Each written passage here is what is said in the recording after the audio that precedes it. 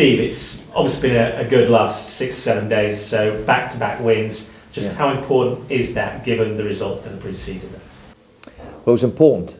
They weren't necessarily a joy to watch, but the most important thing is if you can pick up a result when you need one, and certainly we needed one against Bolton after going back-to-back, after getting beat twice.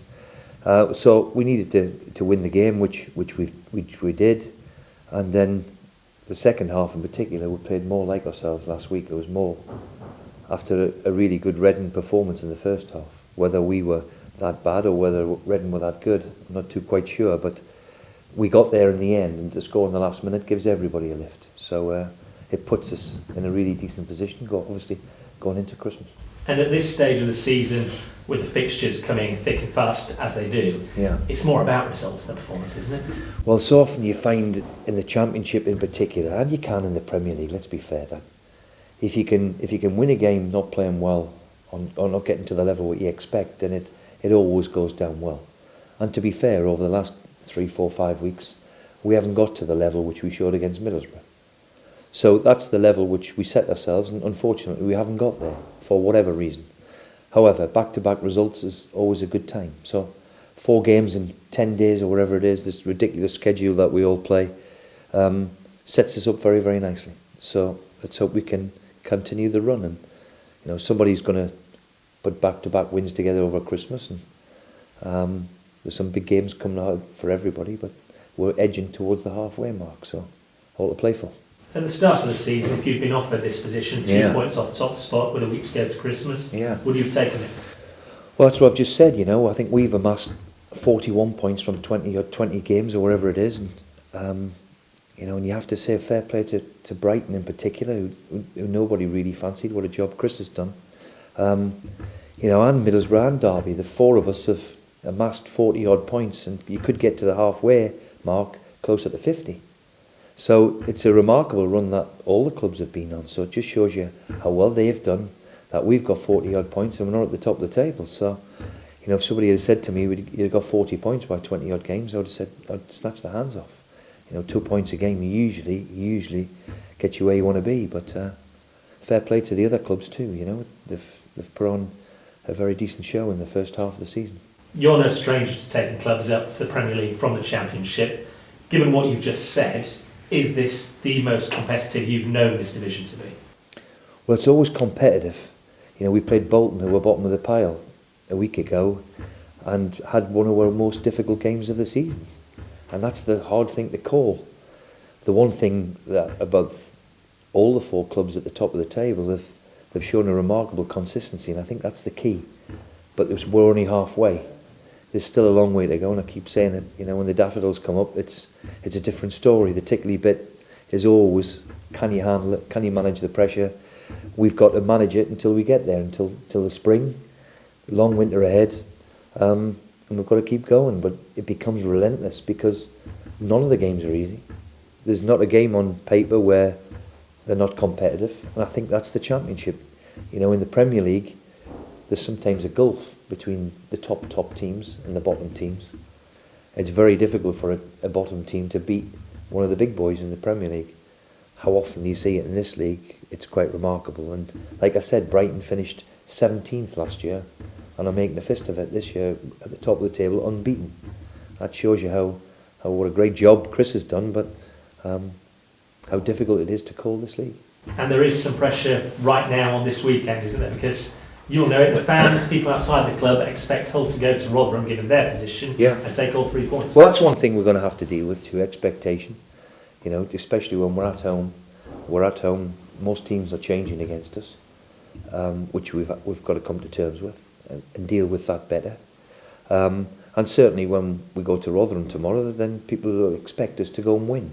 However, it won't be easy, like we've just seen against, as we said, we played the bottom of the pile last week against Bolton, and they put up a hell of a performance for the manager. So I never take anything for granted. If we play well and play to our capability, then we'll be okay.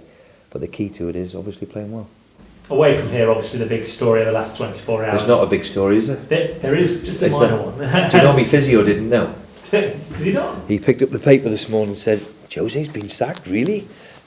Couldn't believe it. Wow, where's he been for 24 hours? Obviously hard at work at this one. Yeah, I'm sure. What's your reaction? Well, I think I'm like most managers, really, that we may as well all pack up and go home. You know, we're shocked, really, really disappointed. You know, when he came back into the Premier League 2.5 years ago, everybody was delighted. Managers, fans, especially supporters of Chelsea, I would have thought that, you know, because he's got his box office for you guys. He fills the back pages of newspapers, and more than that, though, he's one of us, really. Where, of course, Jose Mourinho, when he goes in front of the cameras, is Jose, but when you pick up the phone to him, or you're trying to nick one of his young players or lend you a hand with a player, then he always comes back to you. And when I heard the news yesterday, it was one of sadness, really, that, you know, one of the great ones. It's the industry, unfortunately, that we're all in now, which saddens me. But if somebody like him can get the sack, then as I said, we may as well all pack up and go home, because he's such a fantastic manager, coach, whatever you want to call him. His record suggests that he's up there with the very best. For him to lose his job, I think, like most people, I'm saddened and shocked and obviously disappointed for him. No one would argue that Chelsea haven't performed to the standards they expect this season, but we're only 7-8 months removed from him winning the Premier League title. Well, exactly. And, you know, he's not just won the title in England before, he's won it in Portugal, he's won it in Spain, he's won it everywhere he's been. You know, he's won more trophies than most, you know, and so he's due after 15 years, or wherever he's been going at it, he's due a downtime, I would have thought. But listen, nobody would have thought that Chelsea would lose 9 out of 16 games when they don't lose 9 in 3 years usually.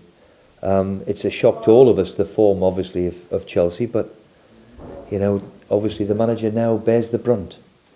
And I think that's the most disappointing thing, that it always seems now to be, I can say it because I'm a manager obviously, it always seems to be the manager, that there should be a few players maybe looking at themselves and thinking, have we done enough? And certainly for Chelsea, no matter who the manager is, with the amount of talent they've got, for them to lose 9 out of 16 games, it can't be just all Jose's fault, but of course he bears the brunt, and I think that's the world we live in now, unfortunately. And we've seen here at Hull, obviously, it's been really quite easy, you've thought, for the owners here to have passed ways with you at the end of last season. Hull get relegated. They show you loyalty. You're challenging for promotion now. Is there a lesson in that for owners elsewhere? Well, let's be. I went to the owners. I think that's vitally important. I went to the owners to say, look, we've been relegated. We've all failed. And if you want me to fall on my sword, then I'll go now. But in the clubs, when you do get relegated, it's a very, very difficult time. So it was important that you do have and maintain their trust, because I think that's vitally important. Because it is difficult. We had to make big, difficult decisions of who's staying, who's not. We had to recoup some money. We had to slash the wage bill in half. So, there's a lot gone on to try and get us this far. So I think it's important that the manager certainly has the backing, because without it, then you are struggling. And thankfully, as I said, after a conversation last summer, then they wanted me to carry on, and hopefully, touch wood, so far, we've done okay. Cheers, Steve. Thank you. How serious is Robert Snodgrass' groin injury? We don't think it's too serious. He's gonna train this morning. He's going to train this morning to see how it is. We'll probably scan him, but he reported to the physio straight after the game that he's a little bit sore. So we'll see how he is. See how he is after today. You said to Bertie the other night that you were maybe open to the idea of reinforcing in January at centre half. Would James Sorry. At centre half? No, I didn't. No, I didn't. Did you not? No. All right. Okay. I do apologise then. I thought that's what you said. No, I didn't. No. What about? Well, I might have said it, but I don't think I said it. Did I say it? What did I say? You tell me. You were open to the idea maybe of reinforcing in January at centre half. No, what I said was, look, if there's anybody that can improve us in January, then I'll always ask the question. And unfortunately, centre back at the moment, we've got a couple of injuries to Alex and Dawson in particular. But I'm quite comfortable, because I've still got Harry, and I've got Curtis Davis, and of course I've got Tom Huddleston, who I know can play there. So I'm not in any real rush just to go out and get a centre back because we've got 2 injuries. You know, they'll be fine in 3-4 weeks' time, and I think that's the vital thing, is not to panic. We'll be okay, and we hope that Dawson will be, 4 weeks, 5 weeks, whatever it's going to be, and let's hope we can manage without him.